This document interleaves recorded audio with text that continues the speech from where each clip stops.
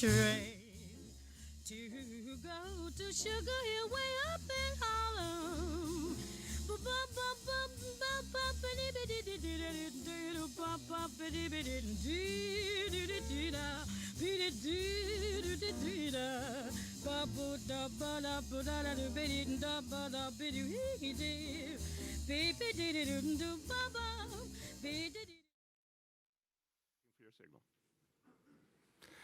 Good morning, everybody.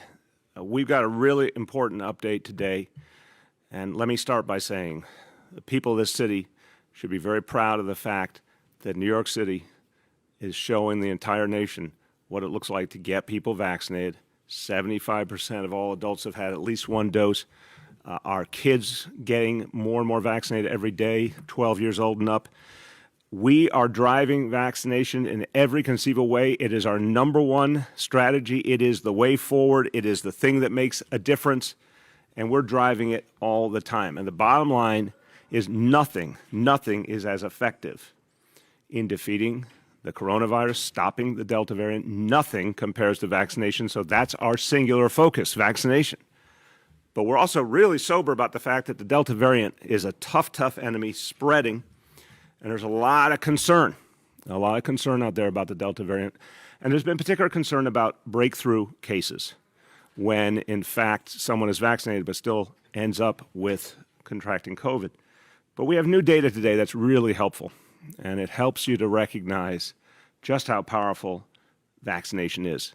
This is from the New York City Department of Health, and it's really important news because it makes clear that vaccines continue to be extremely effective, not just effective, extremely effective. Yes, there are some breakthrough cases, that's true.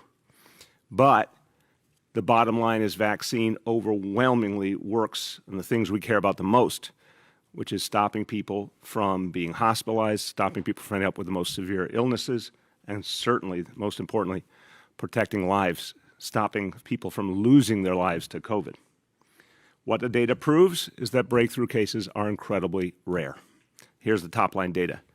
0.33%, I'm going to say it again, 0.33% of fully vaccinated New Yorkers have been diagnosed with COVID, 1/3 of 1%. And 96.9%, basically 97% of COVID hospitalizations are unvaccinated. The folks who are hospitalized, 96% unvaccinated. Now, I've just been handed a note. We're supposed to hear from our health commissioner with this update. And if he can't get to a elaborate Zoom structure, why doesn't he get on his iPhone and zoom in with that spontaneous feeling? Let's see if we can get him back. I'm going to continue on to other things, but again, low production values are okay, guys. Let's just get Dave Choksi. But again, 1/3 of 1% of fully vaccinated New Yorkers have been diagnosed with COVID. 97% of the hospitalizations, 97% are with folks who are unvaccinated. These are staggering facts. They're New York City facts. They're based on New York City research from our Department of Health. So there's a lot of understandable questions out there. There's rumors that spread and misinformation, but we want you to hear directly what the facts are. We will get them to you in a moment, and I want everyone to understand the vaccination efforts have developed so intensely. The mobile vaccination we talked about yesterday, the $100 incentive, which has been extremely popular. Over 100,000 New Yorkers have gotten that incentive. It's only been around for a few weeks. It's all making an impact. So we'll get Dr. Choksi back in a moment, but I'm going to go on to the next issue, which is also about COVID. And we've been talking about the back-to-school effort, getting kids vaccinated. And we have a simple way to talk about it. Back to school is vax-to-school. So it's come to my attention that younger New Yorkers do not watch my morning briefings. I was shocked by this information. Demographic research proved it, Jimmy. I thought it was incredibly popular with teens and preteens. I just don't know what to think. So we decided we better get some help. We reached out to Marvel. Marvel does very well with that demographic, for sure, and they're teaming up with the doctors at Somos. I'm really thankful to Marvel. I'm really thankful to Somos. This is really fun. Starting this week, kids can get an exclusive issue of the Avengers when they get vaccinated. So again, constant incentive. Kids 12 and up, that's a really cool incentive. So you can go to the Somos vaccination sites, 20 Times Square, legendary site. Amazing things happening there. There's also a site at Maria Hernandez Park in Brooklyn and a site at 368 East 149th Street in the Bronx. You get vaccinated, you protect yourself, your family, your classmates, and get a limited edition exclusive comic book. Now, for all of you who want to remember why this is so important, Captain America. Captain America started out as a skinny kid from Brooklyn, okay? So skinny kid from Brooklyn becomes a superhero. You too, to all my young viewers, you too can become a superhero if you get vaccinated. It makes you strong. It makes you invincible. Well, maybe not invincible. It makes you strong. It makes you able to fight back against evil. It makes you able to take on COVID. COVID is like Thanos. Let's give this a really important metaphor here. COVID is like Thanos, out to hurt millions of people around the globe. You need to team up with the Avengers to fight and win. And with more now on how we get the Avengers to assemble, Somos Community Care co-founder, been a great partner in our vaccination efforts. My pleasure to introduce Henry R. Munoz III.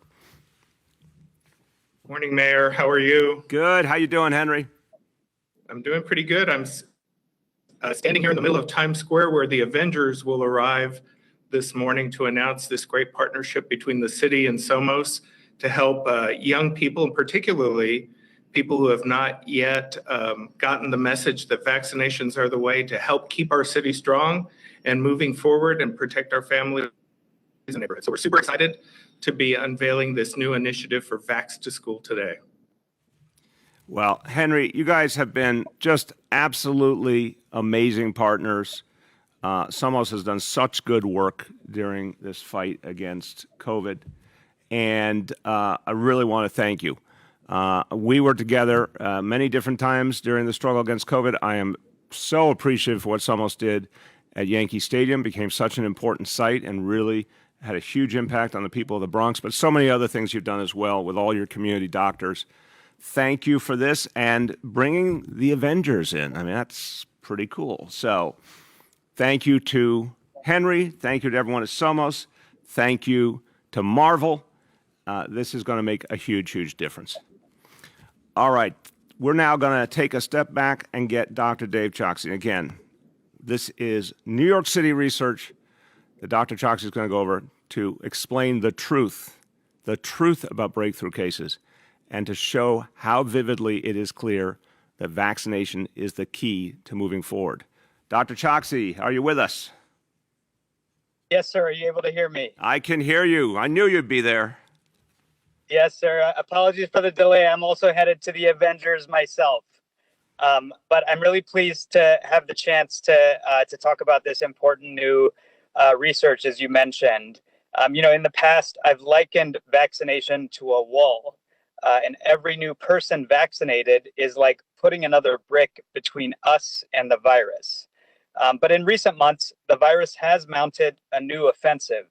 And many people have asked how effective this vaccine is against the Delta variant. And just to cut to the chase, our new health department analysis shows that the vaccines continue to be highly effective against COVID illness, including the Delta variant. Our data compiles the number of cases, hospitalizations, and deaths over time, comparing vaccinated to unvaccinated people. And we have two major takeaways to share this morning. First, the vaccines continue to prevent the outcomes we most want to avoid: hospitalizations and death. Unvaccinated people are at least 13 times more likely to be hospitalized due to COVID-19 compared to fully vaccinated people. Second, COVID-19 cases in vaccinated people remain uncommon, but have increased in recent weeks. This is likely due to the more contagious Delta variant, as well as higher levels of community transmission overall. Although you may have heard anecdotes about breakthrough cases, let's keep in mind that the plural of anecdote is not data. Our data shows that among fully vaccinated New Yorkers, only 0.33% were infected, 0.02% were hospitalized, and only 0.003% died. These findings, taken together with the most current scientific understanding from around the world, reinforce our core public health guidance around the importance of vaccination. The most effective way that unvaccinated people can protect themselves and their loved ones is to get vaccinated. And the highly contagious nature of the Delta variant is why we strongly recommend that even fully vaccinated people take some precautions, such as wearing a mask in public indoor settings.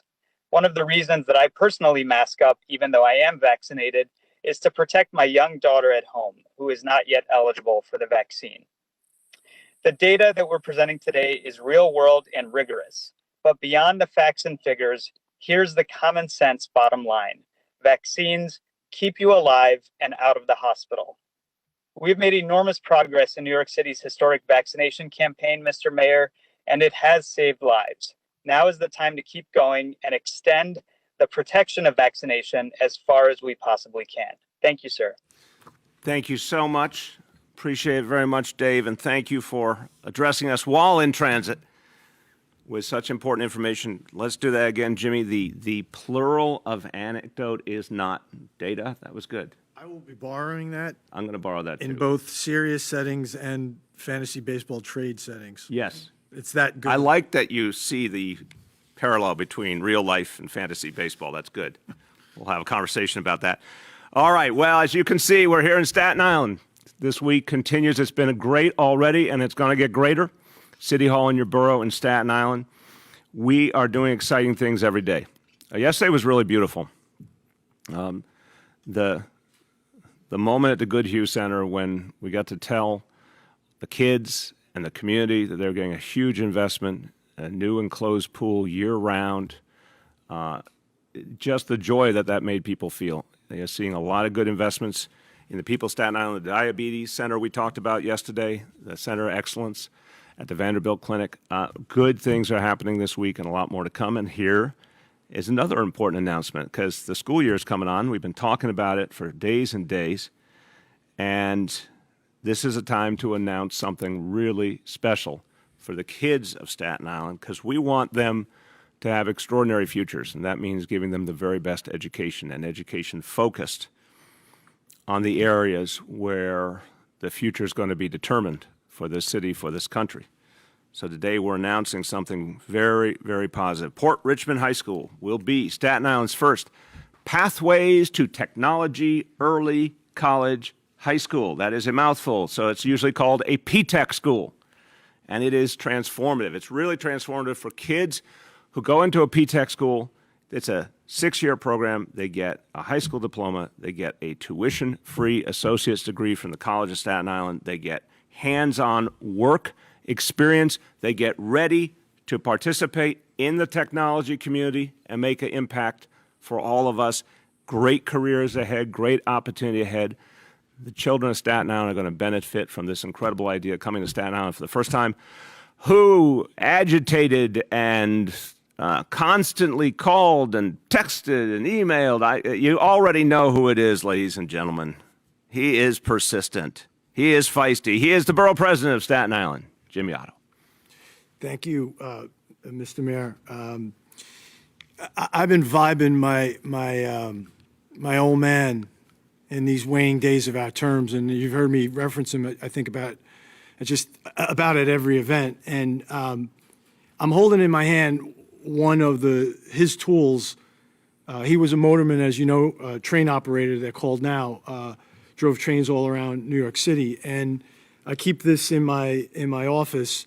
And I think he'd be really, really happy with today's announcement because for him, it was all about preaching education and telling me that the education would offer me opportunities that he never had. And this program is such a win for the young people of Port Richmond. And today we get to announce officially our two industry partners, not one, but two great industry partners, and that's Northwell Health and Sun River Health. So together we build these pathways to viable, sustainable, well-paying careers for these Port Richmond High School students. CSI will offer them not one, but two different career tracks, information technology and a general liberal arts. We are getting these kids, these young people, ready for jobs in healthcare and tech, which happen to be two growing fields. That's where the jobs are. And I have to tell you, Mr. Mayor, when you talk to Dr. Brahim Ardolik, the executive director at Staten Island University Hospital, who's a partner in this, and he starts enumerating the job titles, many of which I can't pronounce. I didn't know these jobs existed. Certainly these high school students don't know they exist. If they don't know they exist, they can't pursue them. Well, they are not only going to know they now know they exist, they're going to start working towards those jobs. They're going to get those jobs. These are good paying jobs that they can sustain their families. I want to thank Dr. Ardolik at SIUH, Diane Arnett for Sun River, just an amazing duo of people. I want to thank, and we selected the right high school. Andrew Greenfield is one of the best principals in the city, and I will admit, Mr. Mayor, initially I thought this was going to be better suited for a different high school. I was wrong. Everyone was right. Port Richmond is the... You repeat that? Could you repeat? You were wrong and everyone was right. I'm enjoying this moment. In the plural of anecdotes is not data, but I certainly was wrong. Port Richmond is where it should be. And I thank Principal Greenfield and Michael Spaventa from the high school. I want to do a shout out to a guy on my staff who is the driving force behind this. He's home watching right now because he has a newborn. That is my buddy Isaac Gorodetsky, our policy director, who worked so hard on this. Lots of fits and starts. Isaac was the person who originally spoke to Stanley Litow and the folks at IBM about this. We had some fits and starts getting industry partners, but we found the right ones. And I want to close with this, Mr. Mayor. This started with Chancellor Carranza visiting us in August of 2018, and I told him it was not right that 4 boroughs had it and 1 didn't. He said he would rectify it. A year or so later, you came out for City Hall in your borough, and I hit you up with some dollars. At one point, those dollars disappeared. That required a mini red wedding moment, similar to the one we had on Sandy in this very room. The money reappeared, and we've been working with DOE. I thank Chancellor Porter and the Office of Post-Secondary Readiness. We thank our friends at CSI and CUNY. This is a really wonderful program. We are impacting lives this week, Mr. Mayor, and this is a great one. Young people are going to be finding careers that, as of right now, they don't even know exist, and that is a really wonderful thing. So thank you again. Thank you. Congratulations, Jimmy. Persistence is a virtue, and I want you to hear from someone who's really excited about this new development. She has done so much to build new opportunities for kids all over the city, and she believes in reaching every borough, every neighborhood. Our Chancellor, Misha Ross Porter. All right. Good morning, everyone. I'm a little jealous that Dr. Choksi's going to the Avengers this morning, but I'm going to Staten Island, so I'm looking forward to that. You know, I'm so excited that just 1 year after launching a computer science P-TECH program, Port Richmond is gaining a healthcare program too. This amazing program will provide our Staten Island students with rigorous, career-oriented instruction and a path to a free associate's degree. And this is at a time when healthcare workers are so critical to our city.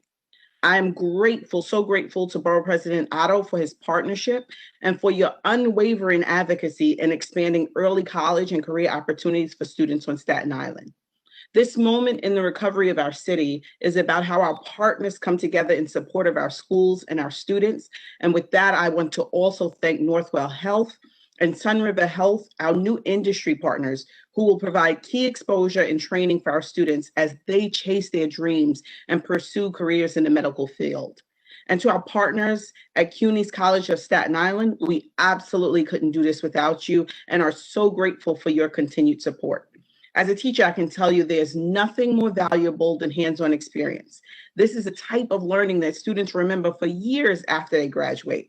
This is the type of learning that determines the course of their careers. Although I didn't follow my original path, I majored in plumbing at Queens Technical High School, and look where I am now. But as the only female student, as one of the only female students, because there were two of us doing that work at that time, those classes taught me a lot. And it was the experience of a lifetime to get hands-on. As our city rebounds from the pandemic, partnerships like this will give students hands-on work experiences and college prep that will set them up for success in their careers and lives. Our students deserve every educational opportunity we can give them. And this program is a great example of why we need to bring our students back to school. Whether they're pursuing their dreams in the computer lab or in the soccer field or in the music room, our babies need to be back in school, surrounded by educators, mentors, and school staff who are there to support them every step of the way. That's what our full return to in-person learning is all about. And with that, I'll turn it back to you, Mr. Mayor. Thank you, Chancellor. And Chancellor, every time you talk about your own personal story, I love it because, yep, you had opportunity, but you also proved that there was so much more in you than even people saw, and you took your education, ran with it, and now you're in charge of the education of over 1 million kids. So thank you for being an inspiration through your own example. Everyone, I'm going to turn to a very different topic real quick. I want to just make sure all New Yorkers know we've got another heat situation on our hands. Not as bad as some of what we've seen earlier in the summer, but it's still something that we got to take very, very seriously. So we have a heat advisory in effect today and tomorrow. Today, the heat index will go up as high as 96 or 97.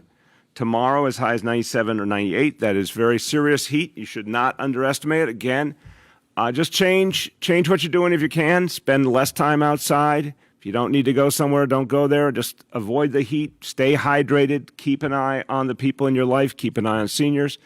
If kids are outside playing, keep an eye on how long they're out there playing. Keep them hydrated. We have cooling centers. 340 are open today, many with extended hours. And we have pools. Also, city pools will have extended hours today and tomorrow. Anyone who needs help, anyone who's looking for where to go, where you can stay cool, all the resources that are there for you, go to nyc.gov/beattheheat. Okay, let's do our indicators for today. Back on COVID, today's indicators, number one, the doses administered to date. Again, very strong number, 10,528,908, and more evidence every day that vaccination makes the difference. This is a great number. We're going to keep building it every single hour, every day. Number two, daily number of people admitted to New York City hospitals for suspected COVID-19. Today's report, 148 patients. Confirmed positivity, 30.82%. Hospitalization rate, 1.39 per 100,000 New Yorkers. And number three, new reported cases on a 7-day average. Today's report, 1,645 cases. Let me do a few words in Spanish. I want to go back where we were. We had the update from Dr. Choksi, live from his car, on the breakthrough cases. I want to just say a few words in Spanish on it. Todos necesitamos protegernos a nosotros mismos y a nuestras familias con la vacuna. Casos de reinfección siguen siendo increíblemente raros. Vacúnese y manténgase a salvo de una enfermedad grave. With that, let's turn to our colleagues in the media, and please let me know the name and outlet of each journalist. We'll now begin our Q&A. As a reminder, we're joined today by Borough President Otto, by Dr. Mitch Katz, by Dr. Dave Choksi, and by Emergency Management Commissioner John Scrivani. First question today goes to Jeff Mays from the New York Times. Jeff, you there? Good morning. Hey, there you go. Hey, good morning, Mr. Mayor. Good morning. How's it going? Good. How you doing? Good.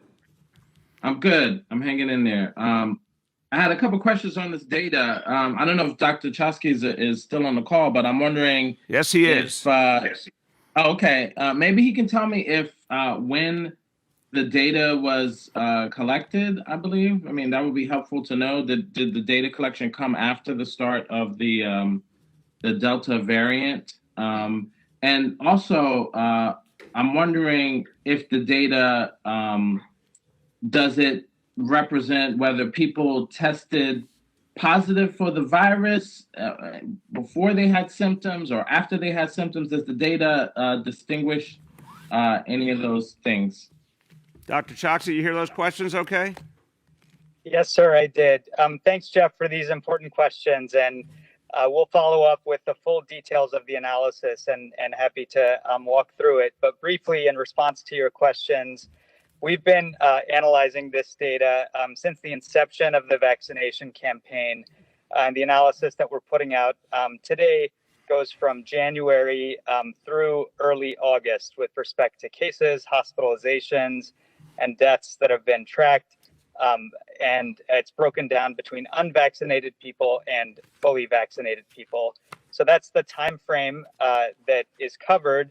And it's also broken out week by week so we can see precisely what the changes are in the more recent period when the Delta variant has predominated. With respect to symptomatic versus asymptomatic illness, the way that cases are cataloged, it is independent of whether or not someone is symptomatic. So if there's a positive test, it counts as a case. But that's why it's incredibly important for us to focus on severe illness as indicated by the hospitalization and death numbers. I hope that clarifies. Go ahead, Jeff. Yeah, thank you for that clarification. I appreciate that. And so, Mayor, I'm wondering. I mean, you may have responded to this yesterday, but there's some concerns from DC 37 about the sort of mandates that you've been putting out. I'm just wondering how you respond to those. Are you worried about those? Do you think the sort of finalizing of the vaccines by the FDA will cover you in the case of these mandates? So I'm just hoping you can talk about how you're thinking about those mandates. Sure. You seem to be increasingly. Yeah, Jeff, appreciate the question. The FDA action, the full approval is very important. The fact that as employers we have to keep our employees safe, very important. The fact that we announced from the very beginning we're going to bargaining immediately. We've begun bargaining with unions in the Department of Education. All these things are part of why we're absolutely convinced that we're on the right path. And the most important thing here is our kids. I want to just, again, respect, care about adults, but kids are where my heart is. We got to protect our kids, and we got to give parents reassurance that everyone's going to be safe. We're hearing a lot of great feedback from parents, real appreciation that we've taken another step to keep schools safe, and I think it's going to work in the end. I think it's going to go smoothly, and we're going to get this done. The next is Andrew Siff from WNBC. Good morning, Mr. Mayor and the folks on the call. I want to follow up on Jeff's question real quick. Given that Dr. Choksi just said the time frame of your data was January to August, and that the Delta variant didn't really become a significant factor in New York City until somewhere around June, isn't this data heavily weighted towards original COVID when the vaccines were about as high as possible at preventing a breakthrough infection? Isn't it misleading to assert with such confidence that the numbers would be that low? I'll turn to Dr. Choksi and certainly welcome any comments from Dr. Katz. I respect the question, Andrew. I think it's leading. I think it's the opposite of what you suggest. I think it's extraordinarily important. And there is, I always say it, there's a lot of misunderstanding. There's a lot of misinformation. It's our job to make things clear. It is abundantly clear that unvaccinated people are in real danger and vaccinated people are protected. We've got to keep showing people those facts. So first Dr. Choksi, then Dr. Katz responding to Andrew's question. Thank you, sir. And you covered the bottom line with respect to the implications of the data. What I would say in response to Andrew's question is that the data show what the data show. We do look at totals, which is where some of our proportions with respect to hospitalizations, cases, and deaths are calculated. But as I mentioned, we also look at it week by week, including in this more recent period when Delta has predominated. And what it shows is that, in the most recent weeks, people who are unvaccinated are 13 times more likely to be hospitalized compared to people who are fully vaccinated. And they are at least 3 times more likely to be infected compared to people who are fully vaccinated. That's not spanning the entire time frame. That's just looking at the most recent weeks. And so it accounts for the situation that we're in with the Delta variant. Thank you. Dr. Katz, you want to add? I would strongly endorse the data that Dr. Chusky has said, because I watch every day the numbers at health and hospitals. And while we have a lot of positive swabs among people who are vaccinated, all of the sick patients that we have, practically everyone is somebody who is unvaccinated. Yeah. So the vaccines are working at doing what vaccines are supposed to do, which is prevent serious disease, prevent hospitalization, prevent death. And that's the bottom line. Thank you, sir. Thank you very much, Mitch. Go ahead, Andrew. Today, Governor Hochul told me that one of the things she liked about your conversation last week is that you both sort of agreed there'll be no more blindsiding. And she was appreciative that you called her and said, look, we're going to mandate vaccines for teachers here in New York City. I want you to hear it from me. Despite the obvious improvement in warmth and information sharing there, do you have any concerns that the governor's current approach is to not go that far in other school districts around the state, to continue to offer the vaccinate or COVID test choice, which doesn't line up with your current policy in New York City? Do you have any concerns that 2 different standards across the state might not be the best approach? Look, I only say it this way. I respect the governor. I'm pleased that she talked yesterday about the mask mandate. We've got to make progress on all fronts. So I don't want to in any way speak about what other places need at this moment. I want to speak about what we're doing here in New York City.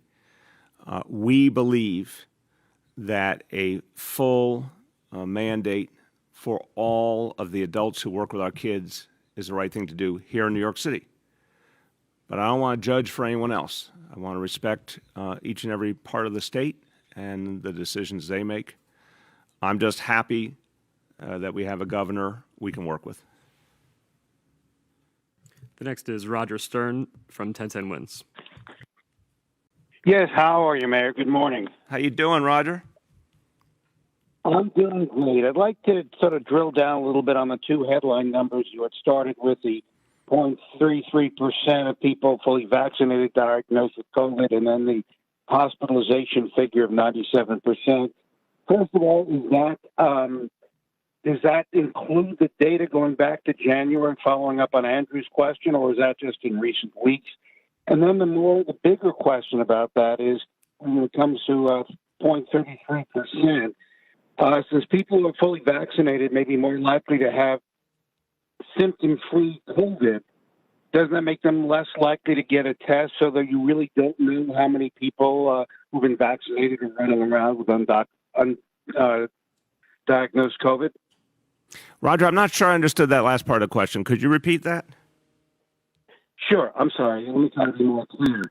You said I think 1/3% of the fully vaccinated people have COVID, but I'm wondering how you would know about the people who may have asymptomatic COVID and therefore wouldn't be getting tests. Oh, okay. I'll turn to the doctors. I mean, you're raising a good point, and this has been true throughout the history of dealing with COVID over the last year and a half. There's what we know from testing, and there's obviously cases we don't know about. But the testing tells us a lot, and we're testing at a very high level, one of the highest in the country. And the consistent results tell us a lot. So it's really important to acknowledge, do we have perfect information? No. But do we have incredibly consistent information based on a really big sample? Absolutely. Dr. Choksi, you want to speak to it? Yes, sir. I agree with that. We are continuing to test at rates that are significantly higher than most places around the rest of the country. It is true that people who are asymptomatic, whether they are vaccinated or unvaccinated, may not know to get a test. But because our analyses compare outcomes among vaccinated and unvaccinated people, that is one way in which it is factored into the data that we're presenting. With respect to the other part of the question, those cumulative totals that I mentioned, the 0.33% of fully vaccinated people have had an infection. 0.02% of fully vaccinated people have been hospitalized, and 0.003% of fully vaccinated people have died. That's from the time frame January 17th through August 7th. But as mentioned, there are breakdowns for more recent weeks, which will be shared as well. Thank you. Thank you very much. Go ahead, Roger. Yeah, my other question is are people going to be confused by a contradiction in tone? I hear you're saying the vaccine is robust. You really don't have to worry. It's almost definite, except in rare occasions that you'll get sick. But then on the other hand, you say, well, don't forget to wear a mask indoors. Is that some mixed message? Oh, God, I don't think so. I mean, respect the question, but I don't think so. I'll let the doctors at this one, too. I think the bottom line here throughout, I mean, Roger, we could not be clearer. Vaccination is the key. Masks are a worthy topic. They are by far secondary. It's about vaccination. And it's quite clear, if you are vaccinated, you have a lot more freedom in every way. We're making that clear all the time with the different mandates that we're putting into place. But if you're not vaccinated, you're supposed to wear a mask all the time. If you are vaccinated, there are times when you don't need to wear a mask. I mean, that's really, really clear.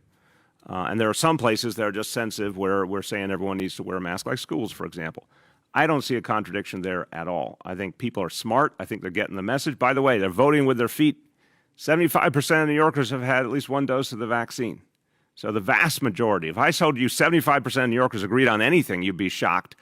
75% of New Yorkers agree on the vaccine because they went and got it. Doctors, either one of you want to add? I'd like to add, sir, that imagine a world where everyone is vaccinated. And we can't get there right now yet because the vaccines are not approved yet for the young children. But in such a world where we will be at some point when those vaccines are approved for the young children, if everybody is vaccinated, then the only thing we would worry about is whether or not people got sick. The reason we still worry about people who have a positive swab is we don't want them to expose somebody who is unvaccinated, a young child or somebody else who is unvaccinated. So it is very important to distinguish between how well the vaccines work at preventing disease, which is extremely well, as Dr. Choksi has said. And yes, there is still transmission, but the transmission does not harm the vast, vast majority of vaccinated people. Thank you, sir. Thank you. And I want to just wrap that together to finish Roger's point. We are saying, look, I was talking yesterday about ending the COVID era. I really want to come back to this. We have to end the COVID era.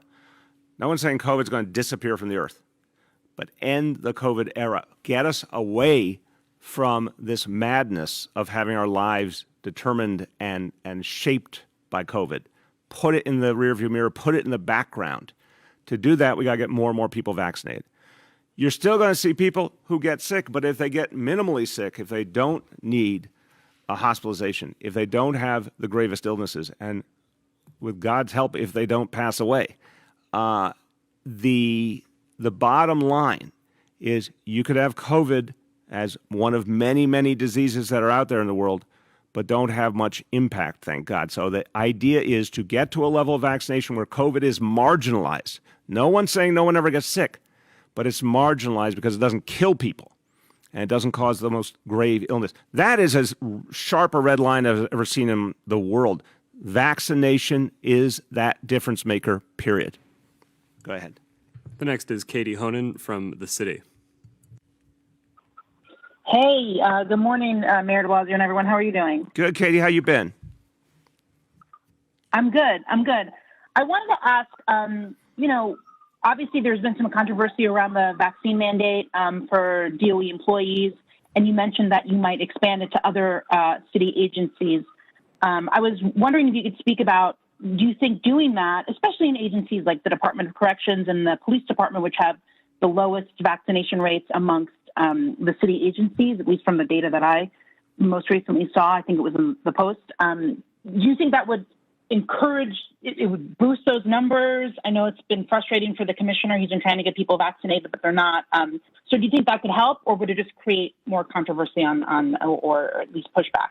Okay, we'll obviously speak to each step we're going to take when we take it.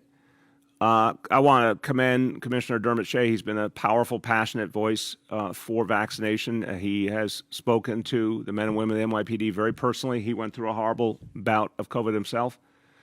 He's told them how important it is to get vaccinated. I think a lot of officers are going to hear that. Everything we do is with the goal of getting more and more people vaccinated, getting everyone in the city to be safe, getting to that point where we put COVID in the rearview mirror. So that's what we'll think about as we make decisions. And we're only going to make a decision if we think it's going to be a net gain for vaccination, obviously. Go ahead, Katie. Thanks. Thank you. So looking ahead too, and I know you don't like hypothetical questions, but if there are a significant amount of teachers, because I have seen pushback from teachers who speak about medical freedom and their rights and their bodies or whatever they say, if they are not vaccinated and they are still employed by the DOE, whether it's a teacher or someone working elsewhere in the school, if they are not vaccinated by that deadline, what is the city's plan? What comes in? I mean, do they start checking? Do you start letting people go? Is there a plan, or have you not thought that far ahead yet? Well, we certainly thought about, Katie. That's part of what we're bargaining with the unions over. I mean, that's what impact bargaining is all about. That's what we started already with the unions in the schools. We want to sort out those details. We're quite confident we can, one way or another. And of course, we ran lots of scenarios and did a lot of preparation before the announcement. I'm certain there's people who have concerns. We want to work with them. But I'll tell you something again, as the Chancellor told me yesterday, what we're hearing overwhelmingly is a lot of relief among parents. And in fact, a lot of folks that work at DOE who appreciate this announcement because they want the safest possible workplace. And they know that everyone being vaccinated is the way to achieve that.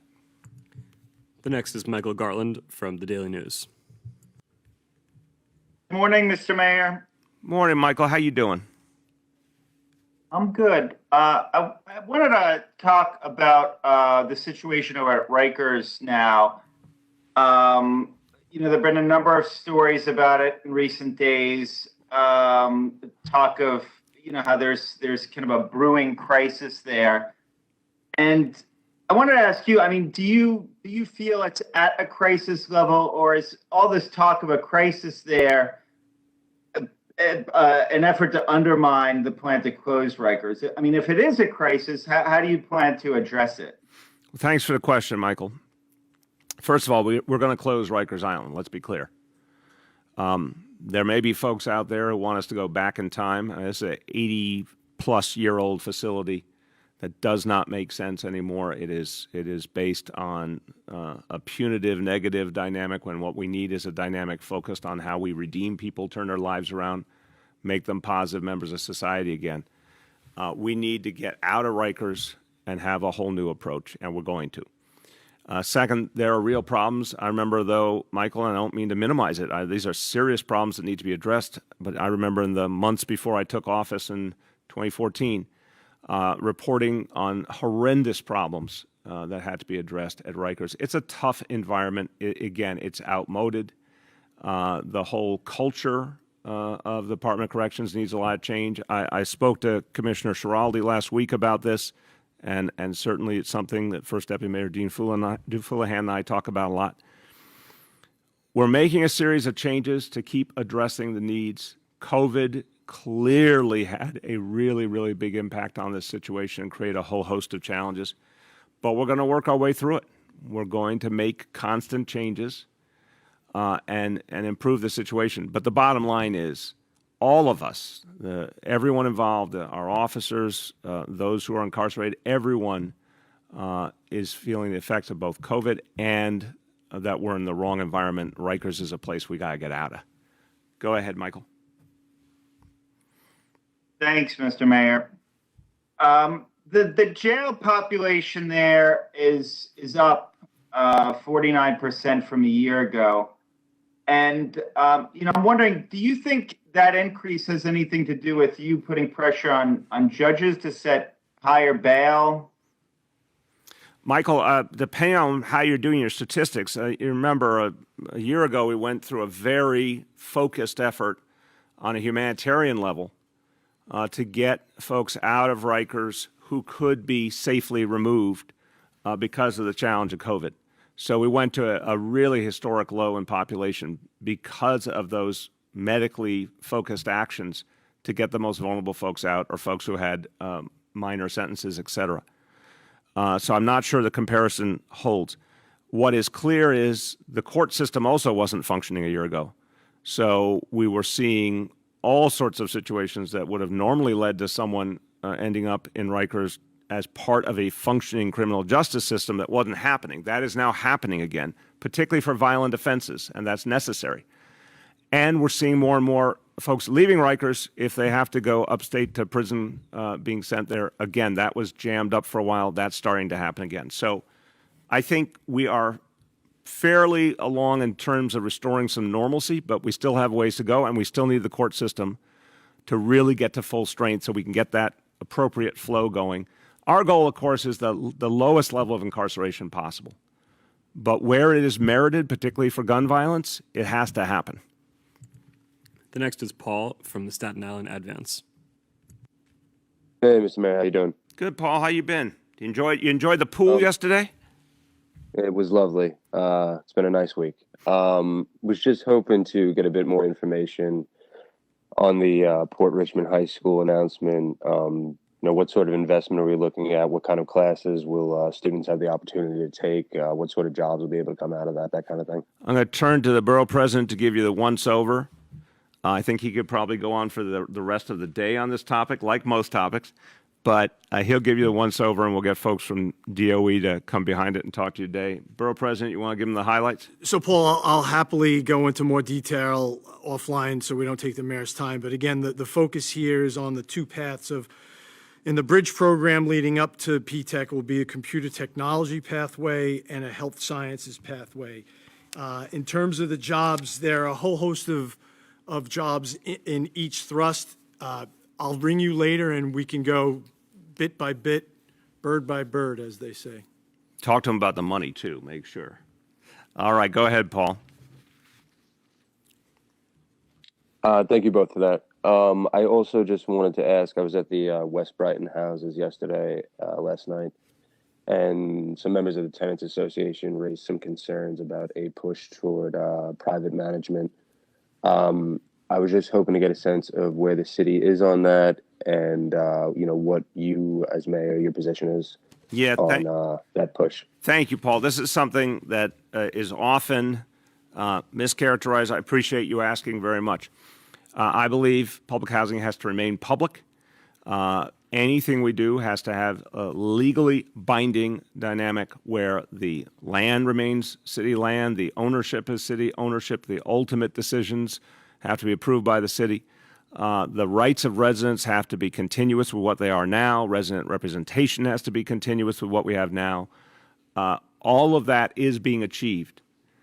What we're doing is taking policy that emerged from the Obama administration that create a way to bring private financing in while maintaining public interest and public rights and public ownership.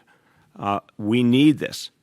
As good as some of what we're seeing on infrastructure is lately in Washington, for the first time in generations, we're seeing actual investment being put together. This is a game-changing moment, and it's going to help public housing. But the irony is the original Biden administration proposal for public housing for the entire United States of America was literally the exact same dollar figure that our public housing, NYCHA, needs to bring all of our buildings up to the quality level they deserve, $40 billion.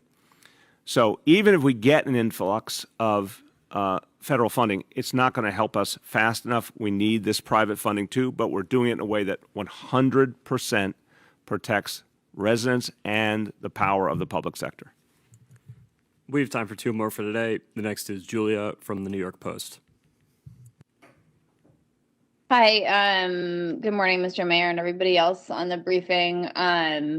First, I'm wondering, Commissioner Shea and other top police department officials have been photographed flouting their own mask rules. Wondering why rank and file officers follow the rules or heed advice to get vaccinated if the leaders can't. The photograph was yesterday at police headquarters that was even tweeted out by DCPI. I haven't seen the photograph, but I remind you, if someone is vaccinated, it's a different reality. Someone vaccinated has the ability to do things that someone unvaccinated doesn't. And the commissioner, I think, has been extremely sincere on this point and said unvaccinated officers need to wear masks.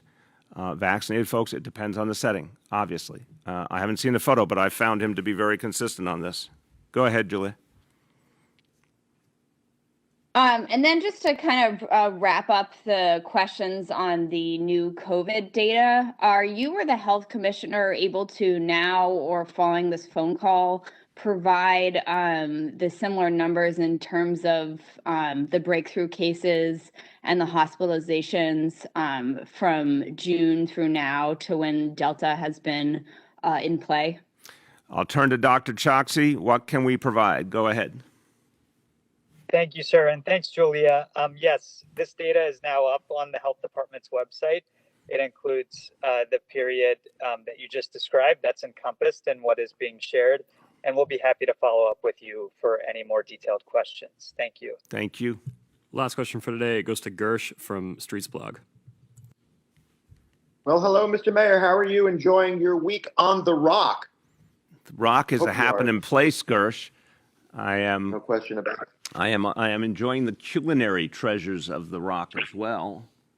Thank you, Borough President, for. I'm sure you have a good guide in Jimmy Otto. He is a culinary aficionado. Fantastic. Connoisseur. Anyway, Mr. Mayor. Go ahead.